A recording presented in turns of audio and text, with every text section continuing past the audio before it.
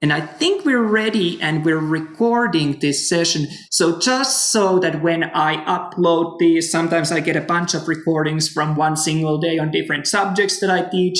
I just make a note for myself that this is the BIO202 class, and we're doing the first week session on the Wednesday evening. And I think it's the 20th of January. So we're right at the beginning or at the first step of the course.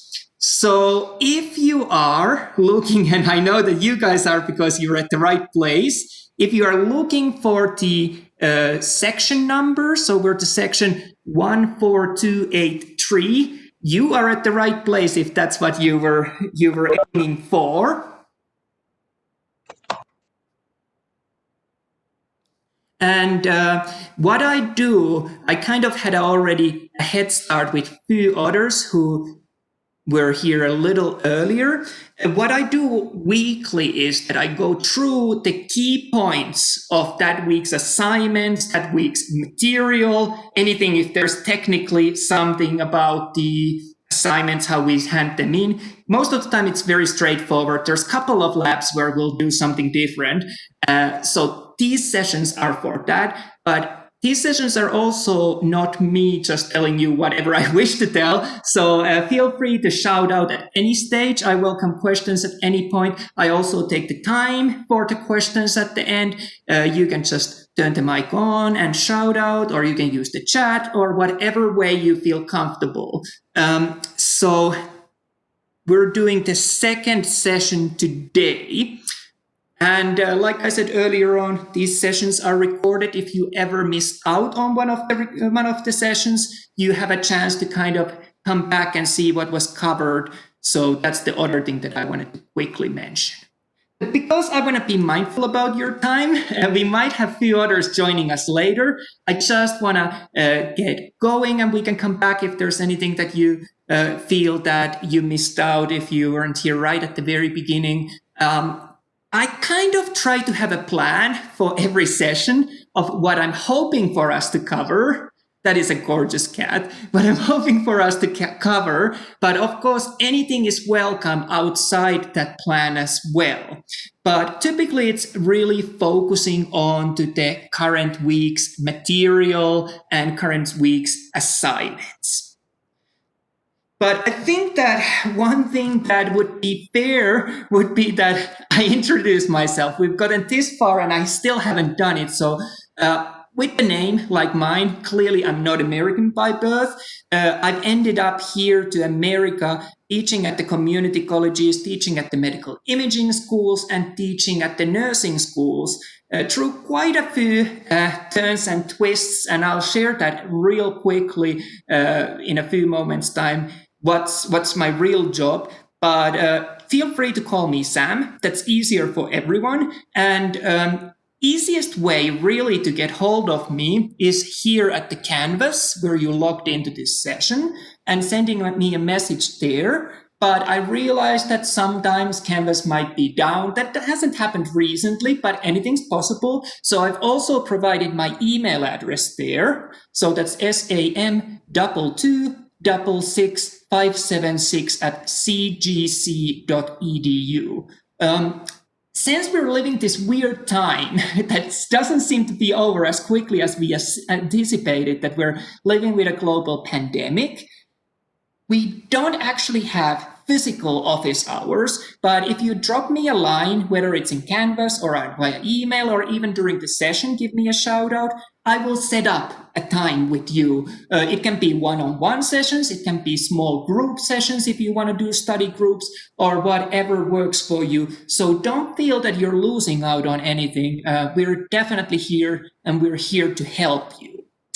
As one of the things, as a part of the first week's material, I asked you to tell about yourself a little bit on the icebreaker. So I thought that it's only fair that I just very quickly give you a quick run through what it is that I do and how I ended up working here with the Chandler Gilbert and Maricopa systems. So my real job is in medical imaging field.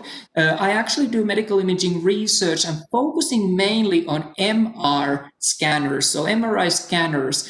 And what I do with the MRI scanners is that I look at the tissue characteristics, how various different tissues work or behave in a highly magnetic field.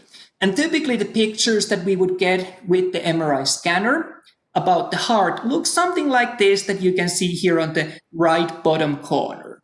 So the reason why I work with heart as an organ especially is because it's probably one of the hardest ones to take pictures with an MRI scanner, because MRI scanner takes anywhere between 2 to 3 seconds to get a picture of an organ in a way that I'm interested about the organs. But heart is never still in one spot for 2 to 3 seconds, other than if you're dead. And if you're dead, there's really no point of taking medical images of you. We can just cut you open and have a look in person. So I think that that's a great challenge, and that's what attracted me to study heart with the MRI. But what I do, I focus on a new way of looking at heart. And heart, other organs with the MRIs. And these two pictures at the top represent of the techniques that we're currently developing. These are known as T1 and T2 maps. And what they show in comparison to what we have traditionally seen, what I showed you, is quite remarkable. So what we're seeing here is, I'm going to use this picture because it's a little bit more visible. We have a heart here. In the middle of the view, we see a thick left ventricle and thinner right ventricle. You can even see some papillary muscles right in the middle there at the heart. We've got lungs on top of it, a liver below, and then we can see some organs. I think that there's stomach or some other part of large intestines. I would have to wiggle the picture a little bit to be quite certain what part of the body that is there. But what we're interested is that typically on this traditional way of looking at the hearts, what you see here is that healthy living tissue shows up as dark because we use a contrast agent, but anything that's dead in the tissue shows up bright red. And this is simply because dead tissue, the water molecules within the dead tissue behave a little differently. And we've been able to tell for a long time with MR that, okay, this part of the heart is now dead. However, what I'm interested in is that, okay, this part is dead, but how much of the rest of the heart will die if we don't revascularize that heart? So that's where these mapping methods that I work on step in. And you'll see that on these, the area that shows up bright yellow or orangey is larger than the white part here. This tells us the area that will die if we don't revascularize this person's heart. So it tells us that how much damage has already happened and how much damage will happen. So it helps us to kind of plan ahead that is it worthwhile to do an invasive surgery or so on? Because every time that we do something invasive, there's risks involved. So insurance companies love what I do, that they can say that you need to be treated or you don't need to be treated. And as a side note, this is not in the exam, so don't worry. So that's what I do and what I'm interested in. But how do you end up doing that when my real first job was in the field of museum objects? So I'm a conservator restorer by trade. So I worked a lot with historical objects in the museums, preserving them, making sure that they are not damaged, making sure that we show them in a museum in a safe manner.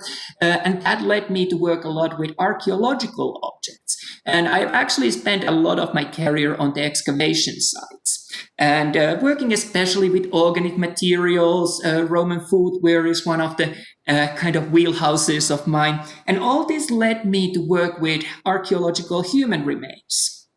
And it could be either the actual human body, or it could be objects that are attached to that archaeological human body.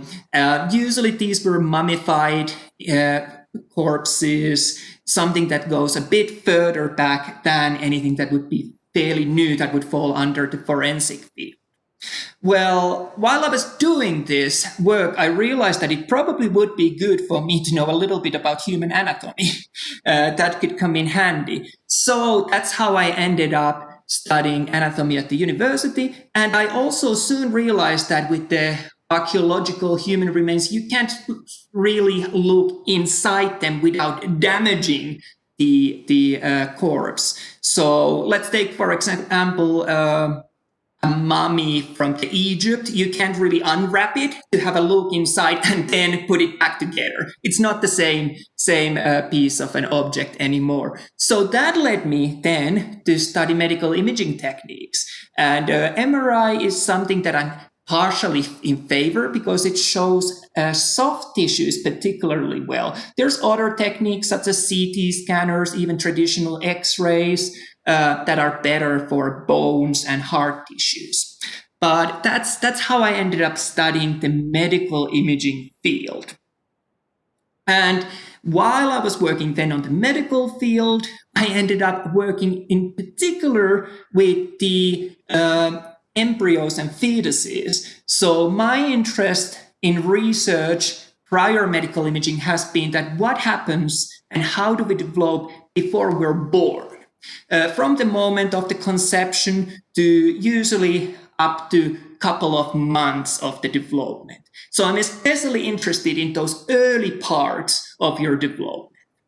And that, of course, then led me into ultrasound imaging, which I have a picture here. And I actually have been teaching quite extensively that in a private imaging school in Phoenix. I won't name names to not advertise, but also my interest extends beyond that. Also working with comparative anatomy, collecting samples not just from humans, from other animals, and seeing the similarities, differences, establishing patterns that how does the process of development take place. And it's surprising to me that it is very, very well predicted. We all end up developing during our early development in a very, very systematically predictable way. So considering everything that can go wrong, I'm always amazed how well we all turn out. There's very few mistakes in the process. So that's basically how I then ended up being approached by another community college to take a side gig of teaching. And then I, through a few different steps, ended up with the Maricopa as well. So this is something that I actually love and think is the best career I've ever had, teaching, the work that I do in teaching, but it's not really what I trained for. I just teach because I know a lot. So if at any stage you feel that I might be using terms that don't make sense, that are not familiar to you, or even if the accent confuses you, just let me know. I'll find another way of wording things. The thing is that in a real world, if you're many of these students who take this class are thinking of nursing careers in other fields of the healthcare, you will end up noticing that today's world, we do end up dealing with people who are not all native English speakers. So this is a good chance to deal with that and get familiar. So that's a really quick introduction to who I am and who you will be spending this semester with. I am excited to get to know you guys. So as part of this week's activities, there's a little bit of an icebreaker activity where I ask you to kind of tell a little bit. If you have forgotten what those questions would be, I have the questions on the screen. I like to know how to call you if you have another name than the name that's on the official paperwork. So I address you with the name that you feel comfortable. I have a couple of options that you can answer. For example, about superpowers. Would you rather live in the ocean or the moon, or anything else that you like to share? So that's a chance for me to get to know you to get to know your classmates, but also there's a kind of a twisted plan that I have for the chance for me to see that you're comfortable using the discussion forum also on the Canvas learning management system that we'll be using. So I'm very excited to get to know you guys through that format as well. Just a quick mention about these sessions that we do as part of this course. I feel strongly that it's important, not everyone learns just by staring at the screen, that we have some interaction. These are not required. Your grade will not be affected whether you attend or not attend. I do keep a record of who attends, so sometimes if the grade is right on the edge, that will you get an A or a B, I look at, they showed up to the meetings and it jumps up to an A based on that. But I give plenty of extra credit opportunities as part of this course as well. So don't feel that you have to sacrifice something else just to be here. But these sessions, I hope that they're helpful. Like we already mentioned earlier on, they cover the key points. They give you a basic idea of what the chapter is about and a chance also to tackle any questions, any hard parts of the homework, and so on. For all I care, I'm quite happy to spend the entire session to do homework with you, to give you the answers that you might need, to figure it out together with you if that's something that helps you. This slide really probably doesn't apply anymore. So during this first week, there was a little bit of a change from a normal pattern because I had to go to another medical appointment this morning. So we didn't have the morning session today, but that was already held on Tuesday. But normally we will always meet on Wednesdays, and we will meet either in the morning session, which starts at 10, or then during this evening session, which starts at 9. And like I said earlier on, these will be the same content that's covered in both of these. So don't feel that you have to attend to both. Don't feel that you have to attend to either one if that's not working out for you, if you feel that you're learning well with another method. But I do want to have this option available for anyone who feels that these might be beneficial. Also, if Wednesdays don't work for you, all you have to do is drop me a message, catch me during one of these sessions, or let me know in another way, and I'm happy to put another day, another time also to the schedule. I am here to help you. That's my job. So you let me know what works for you and how can I help you best, and we'll make that happen.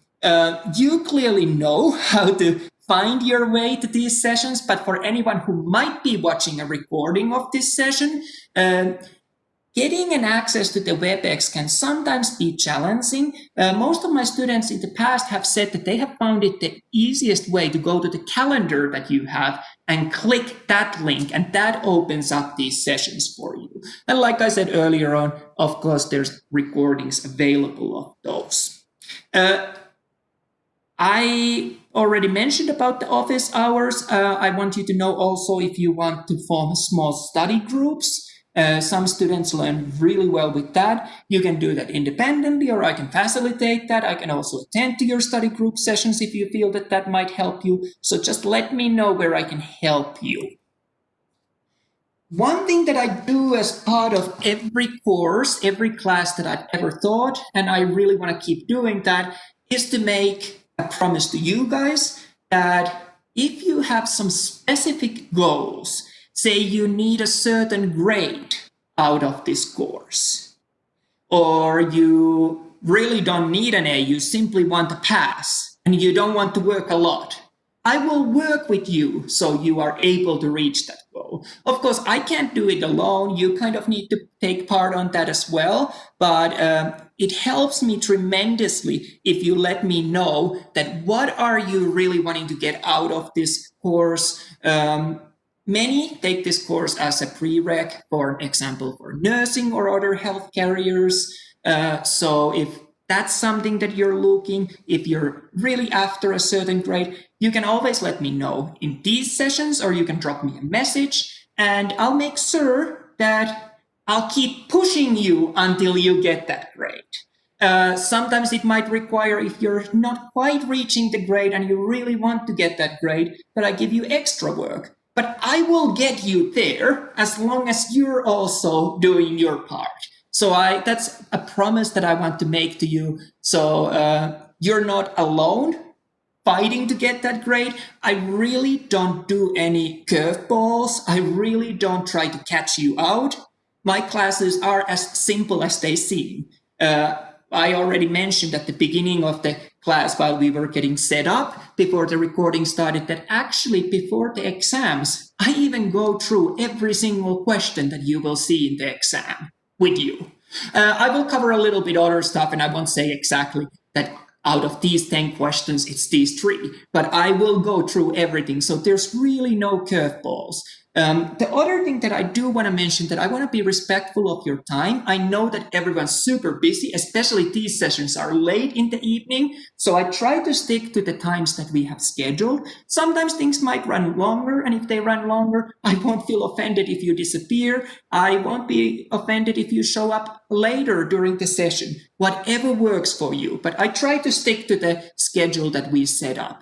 I really think it's more fun for you, and it's definitely more fun for me if you ask questions, if you shout out, if you say, no, I know this stuff, let's not waste time on that, and this is the topic that I want help with. Really, let's make this count for you. Let's make this something that benefits you. I really do want to get to know you. I think that that's the best part of my job.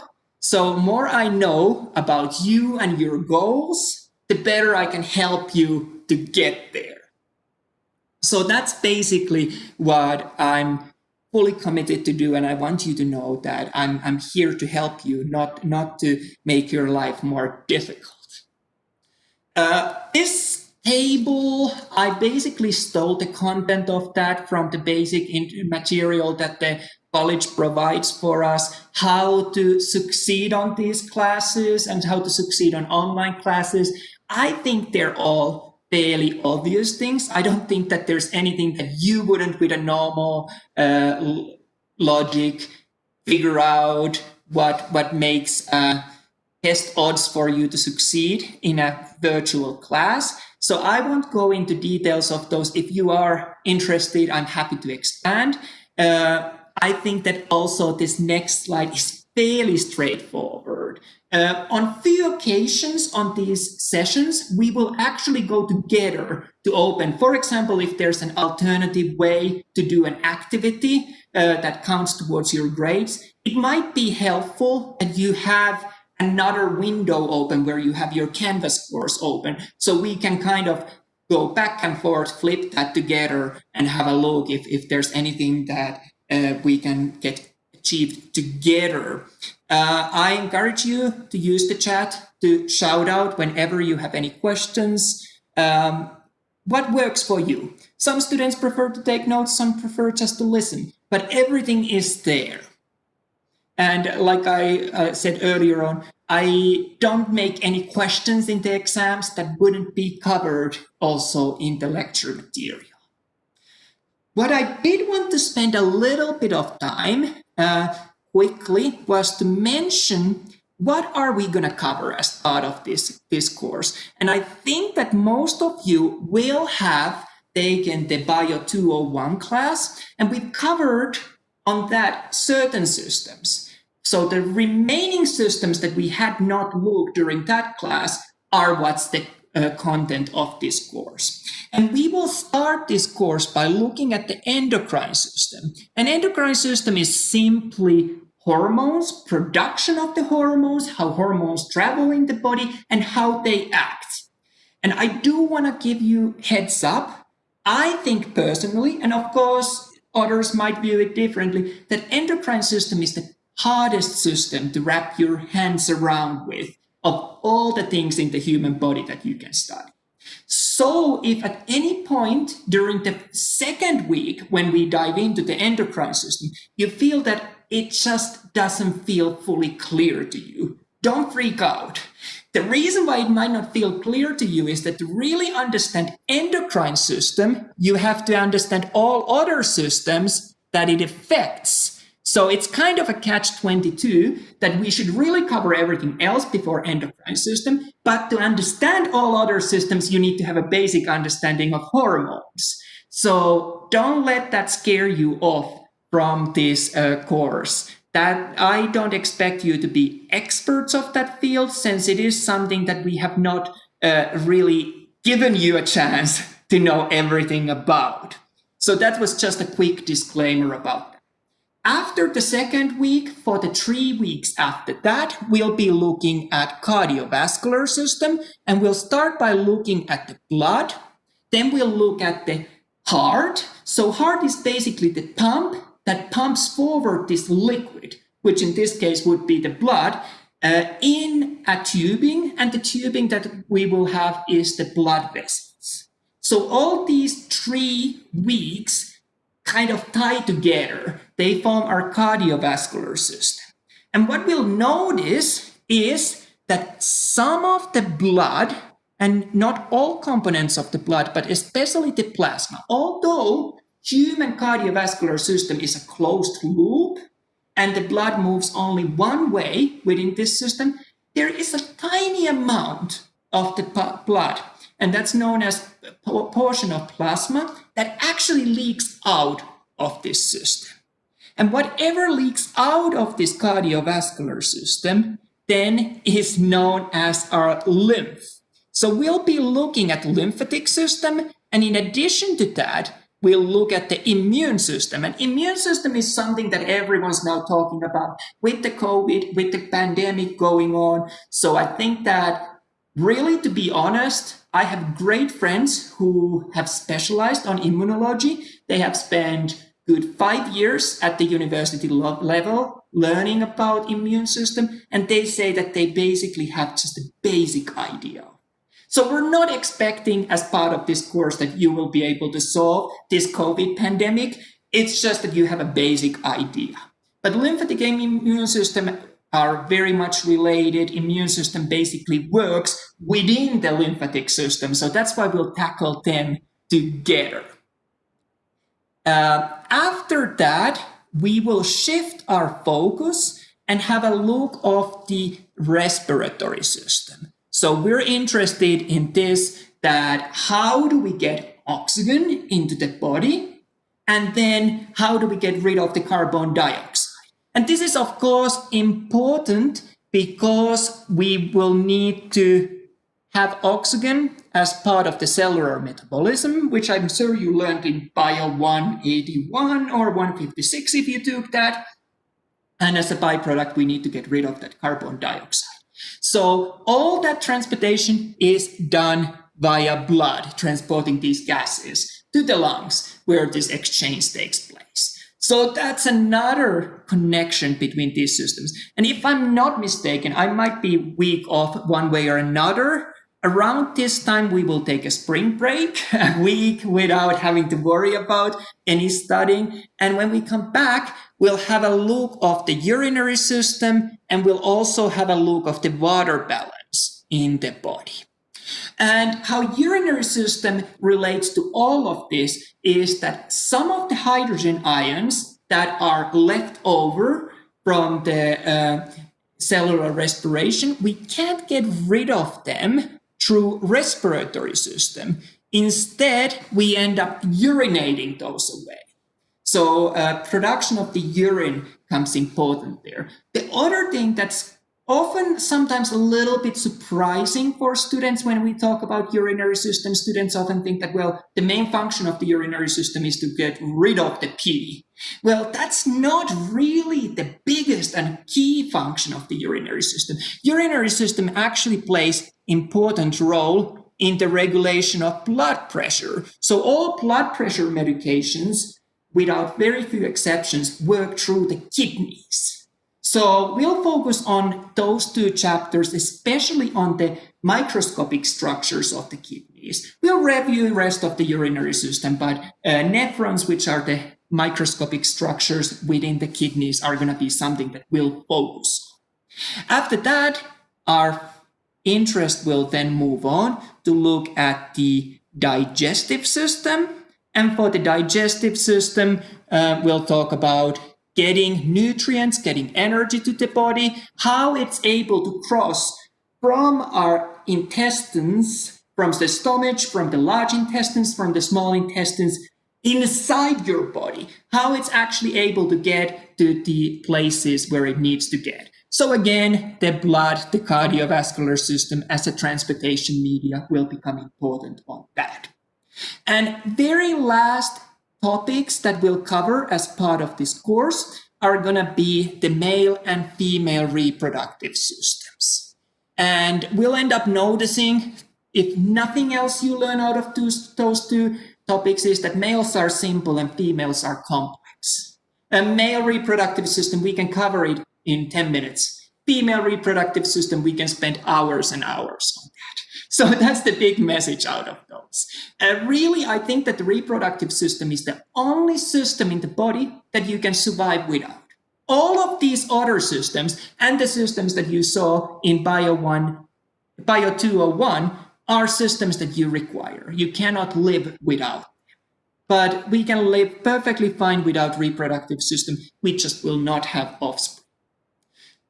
So I guess that other than just showing that everything is connected in the human body, other thing that I did want to mention here is that this approach, how we tackle the study of the human anatomy and physiology on these courses, the BIO201 and BIO202, is known as systemic approach. So we take one system at a time and look at all the aspects of that and how it might connect to other systems. And then we move to the next system, and we move to the next system. That's a great way, but it brings us to the challenge that we see with the endocrine system, that to really understand one system, you might need to learn the other systems first. But that's not by any means the only way how you can study anatomy and physiology. I actually was trained in a completely different way. I did most of my training in the United Kingdom, and I've been trained with the regional approach to the anatomy and physiology. So basically, we took one part of the human body and studied everything you can learn about it. Every system, every connection that relates to that. So by the time I had spent 2.5 years at the university and I went for my first clinical rotations in the hospital, they asked me that, what do you know? I said, I know head and neck and upper limbs. That's it. I know nothing below there. But that's just another way of approaching the study of the human body and the anatomy and physiology. But we'll go with the systemic approach. I think it's a good approach. Both approaches have their pros and cons. So what I really think is the important one for me to highlight is what you need to do this week to get full points for this week. I encourage you to have a look at the syllabus. Syllabus is super useful for you because it lists every single assignment that you need to do. So it's really a good guide for you to find everything that you might need to find. Have you all been able to find the syllabus? If not, give me a shout out and I'll show you. But if I don't hear anything, I assume that you've been able to find the syllabus.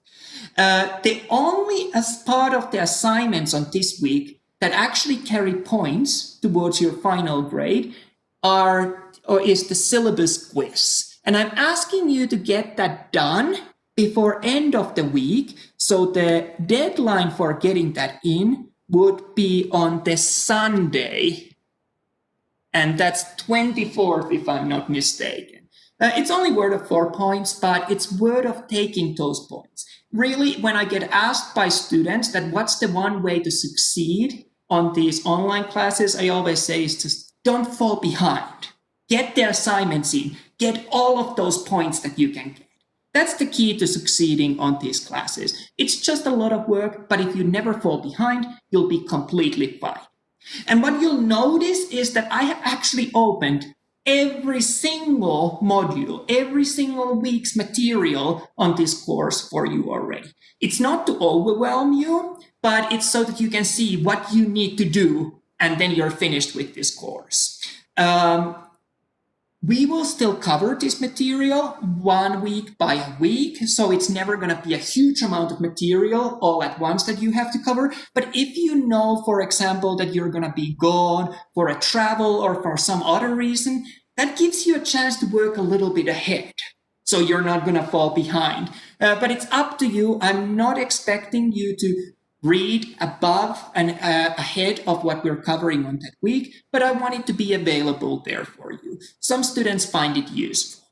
There is also that discussion forum that I already mentioned. And the other thing that I asked you to have a look this week is that you're able to access the Connect, which is the online resource that we'll be using as part of this course. That online resource is from your textbooks publisher, McGraw-Hill, and it's useful to get that all set up during this week when there's not a lot going on, so you're not later on fighting with the technology while you have actually the work to get done.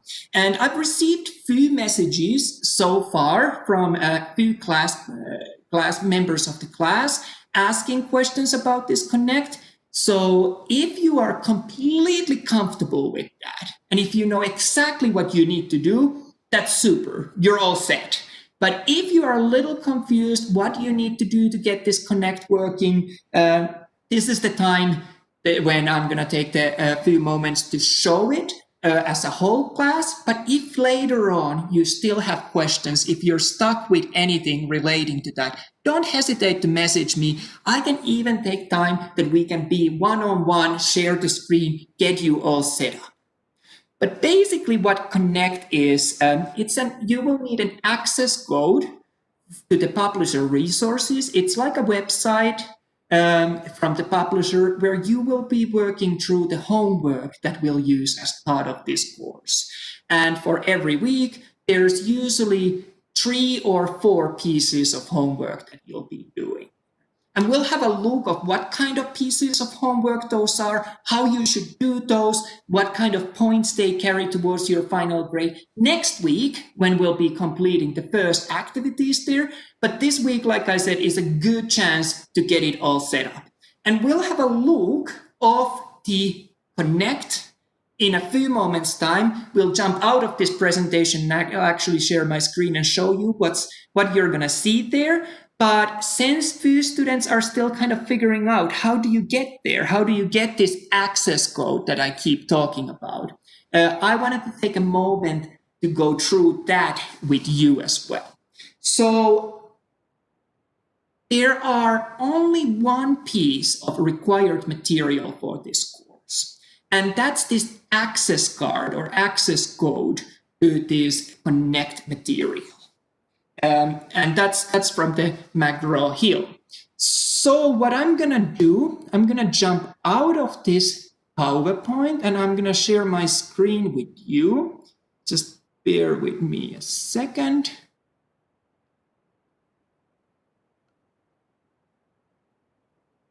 I'm always a little mindful that hopefully I don't share anything that I shouldn't be sharing. Let's get my screen. So in a few moments' time, you should be able to see my screen, what I have on my desk here.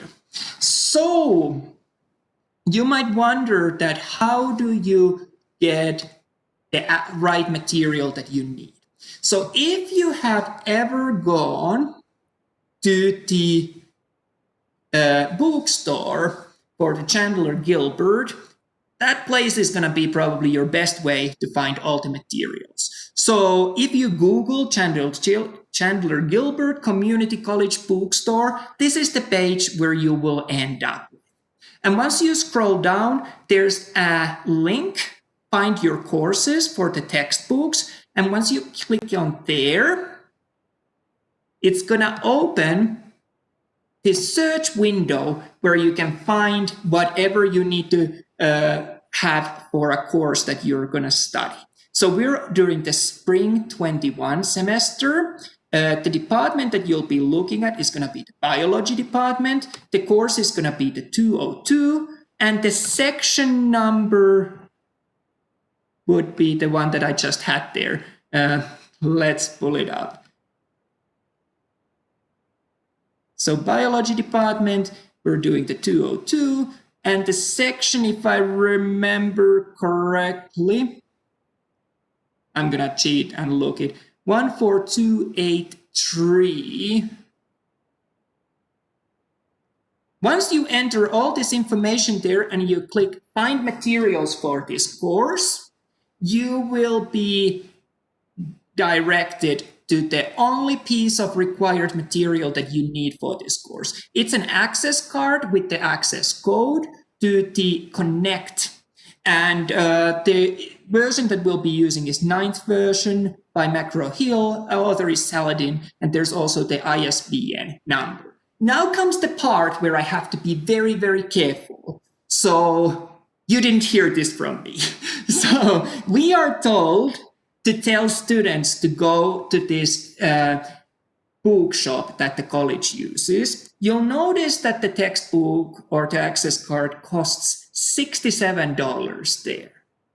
Well, that's what I'm supposed to tell you. And now you won't hear this next part from me. You'll hear it from somewhere else. If you go directly to the Macro Hill's website, you will actually end up finding that you can buy it directly from them for cheaper. It's up to you how you wish to buy it, but I'm just putting it out there to the universe that might be one way to get it. So once you have gotten that code, whether you buy it through the bookstore or whether you buy it from the Macro Hill, when you go to the modules, and I'm just going to jump to the view that you guys would have on this course. So my version of the course looks a little different because I have some other things that I'm including there as an instructor. Once you land on our course page on the canvas, you go to the modules. And modules are these learning modules that I talked to you about. The week 1 is where we're now. And then there's going to be a bunch of other weeks. I'm not expecting you to look ahead, but just if you're interested, you can do that. But once you go to the week 1 materials, you'll notice that there's a section called Connect Plus Access. Well, you click there, and there's going to be a video instructions. Exactly how do you get this access code that you have to sync with your course? And I have built a course for us on the Macro Hill's website.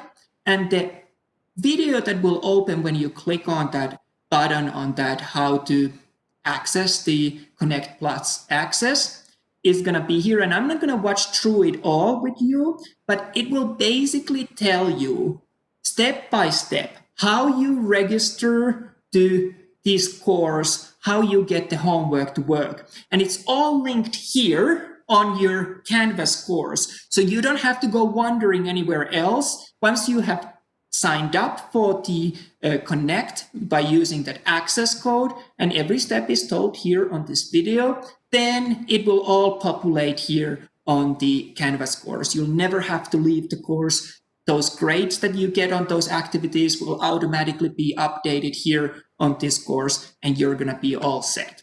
So whenever you do homework, I encourage you to check that you actually are getting the points updated on your grades, and you'll find your grades from the section Grades that opens the gradebook, and you'll be able to see everything that you have to do as part of this course, how many points they are worth of, and when you do something, you will then get the points filling in there.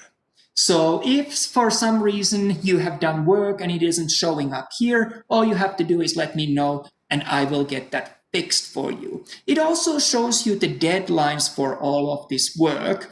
I ask you to try to stick to those deadlines. I'm always happy to give extension, but it's just easier that you don't fall behind if you try to get yourself to stick with these deadlines. So I think that's all I needed to show regarding the Connect, how to get it to work. There's also troubleshooting available there on the same learning modules site that I showed you earlier on. So you do what works for you. I'm not saying that you should not support our bookstore. I'm just saying that I've been a student myself. I know that you might have better use for money. So do whatever works for you. Final thing that I wanted to mention as part of this session that we're soon going to wrap up is that because we're online doesn't mean that you would get any less help or any less support than what you would be getting when we were face to face in the past. Quite the opposite. So you still have tutoring available. First of all, I'm here. You can let me know anytime. I will make myself available, unless I'm somewhere else at that very time. But usually I will move whatever else I was doing, and I will make myself available for you to provide tutoring if you are stuck with anything, if you need help. If you feel that having another person to explain the same topic, college has actually tutors available for you as well. And rather than in the past when you went to the tutoring office and you got help there, now because of the pandemic, we're doing that all remotely. And the place that we use instead is known as Cranium Cafe. And Cranium Cafe is basically just a website or web platform where you log in or you go in there. You don't need to have an appointment. You can just show up. And you'll notice that there's a bunch of tutors there, and you'll be able to even look through what each tutor is specialized on. They tell something about themselves. I'm just guessing here. They might tell about their pets or whatever. So you can choose a tutor that feels like a good fit for you. And then if they're available, you just click their card and they'll start working with you. If they're busy at that very time, you will be placed into a lobby where you'll wait until the tutor becomes available. And then when they're available, you'll go to your own table, sitting in a virtual table with that tutor, and that tutor will focus on you and helping you with whatever you might need help with. So don't feel that you don't have support services. They're amazing at what they do in terms of the tutoring. And like I said, I'm always here for you as well. That pretty much covers everything that I had set out for this session. I know that there was a lot of information and it might all feel like very abstract and artificial. But once we get to the next week, the bulk part of this session will be actually going through the key points of that chapter. But at this point, I do like to open if you have any questions. I'm so happy to answer those. You are more than welcome to ask me just by turning on your mic or writing on the chat. And I already have one question. Can you use the same access code as you had for 201? Absolutely. If you have an access code from 201, use it. However, do know that the access codes eventually expire. So just make sure that it doesn't expire right when you're working on assignments. And that's the other reason, and don't tell this to my bosses, that's the other reason why I wanted to open all of the assignments already now. So if you know that you have the access code available for, let's say, X number of weeks, but it's not going to be working all the way to the end of this semester, well, you can be sneaky and go and do those activities where you need that access code and get them done out of the way, and then chill while others are doing those, because you have gotten most out of your money by using that access code. So if you have still the access code from 201, please, please, please, I've been a student, I've been there, I would make most of it.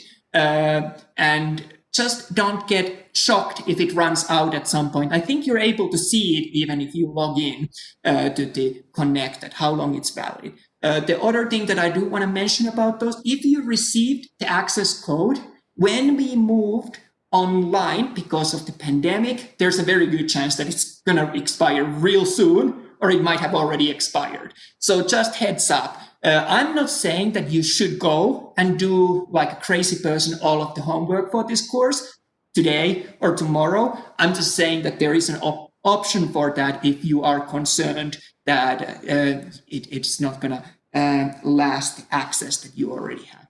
I wouldn't buy anything new if it works. If it stops working, then we'll tackle it at that time. But that's probably, I hope that answered the question. Do we have any? Good. I see kind of nodding that okay. Do we have any other questions? Anything? Yes, I do have Go ahead. questions. Sorry, I missed that. The exams, are they just going to take just a day, or we have like 4 days or like 5 days to do it? So what I do with exams, that is a really good Like lab question. exams? So what we do, you have a whole week to do the exam.